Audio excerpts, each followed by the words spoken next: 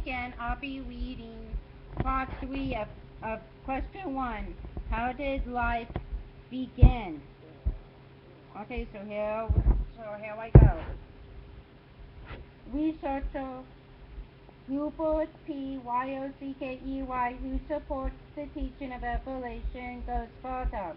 He says it is impossible that the origin of life was proteins first. RNA is required to make proteins, yet proteins are involved in the production of RNA. What if, despite the extremely small odds, both proteins and RNA molecules did appear by chance in the same place at the same time? How likely would it be for them to cooperate to form a self-replicating, self-sustaining type of life?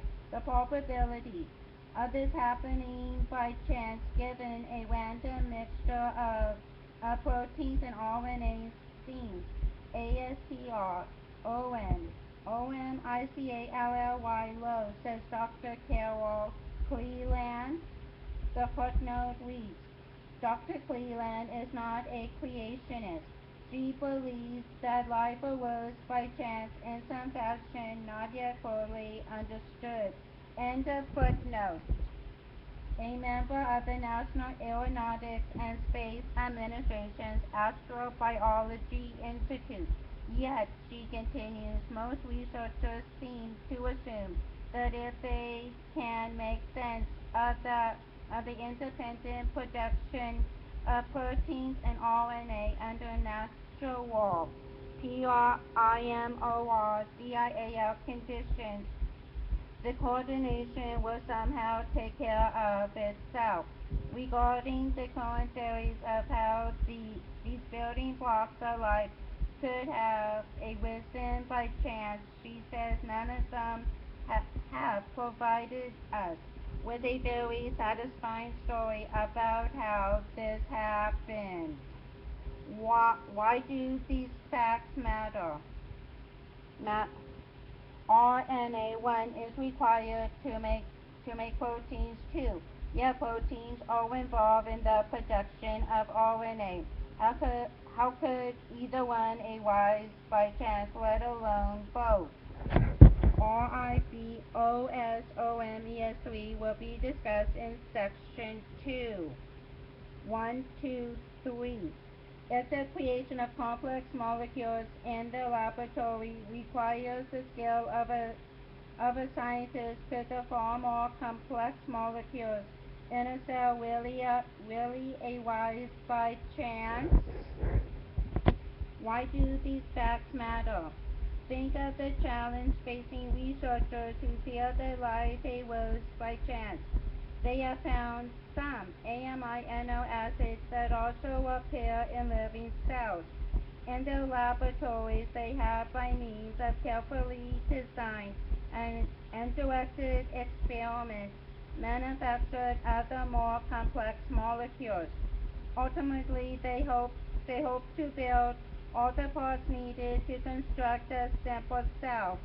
The situation could be likened to that of a scientist who takes naturally occurring elements, transforms them into steel, plastic, silicone, and wire, and constructs a robot.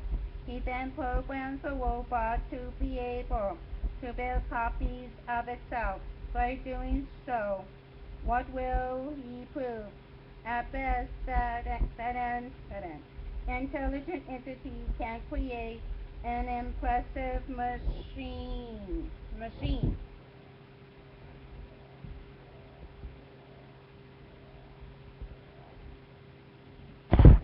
Similarly, if scientists ever did construct a cell, they would accomplish something truly amazing, but would they prove that the cell could be made by accident? If anything, they would prove the very opposite. Would they not? What do you think? All scientific evidence to date indicates that life can come only from previously existing life. To believe that even a simple living cell arose by chance for non-living chemicals requires a huge leap of faith. Given the facts, are you willing to make such a leap? Before answering that question, take a closer look at the way a cell is made. Doing so will help you discern whether the theory some scientists propound about where life came from or sound or are as fanciful as the tales some parents tell about where babies come from. If it takes an intelligent entity to create and program a lifeless robot, what would it take to create a living cell, let alone a human? Facts and questions. Fact. All scientific research indicates that life cannot spring from non-living matter. Question. What is the scientific basis for saying that the first cell sprang from non-living chemicals? Fact. Researchers have created in the laboratory the environmental conditions that they believe existed early in the Earth's history. In these experiments, a few scientists have manufactured some of the molecules found in living things.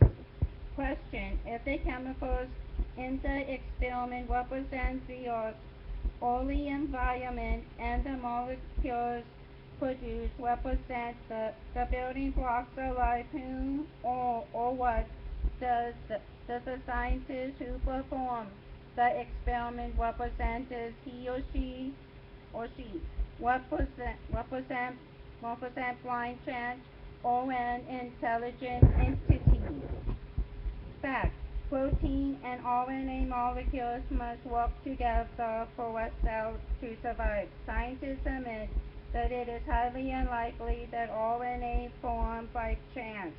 The odds against even one protein forming by chance are ASTRON, OMICAL. It is exceedingly improbable that RNA and proteins should form by chance in the same place at the same time and be able to work together.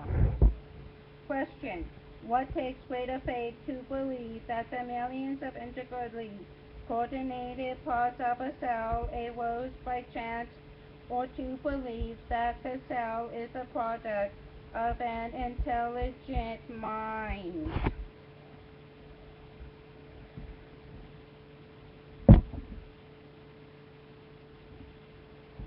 That's the end of question 1. I'll be starting question 2 next, okay? And if you like what I'm doing, please email me. Okay? Bye for now.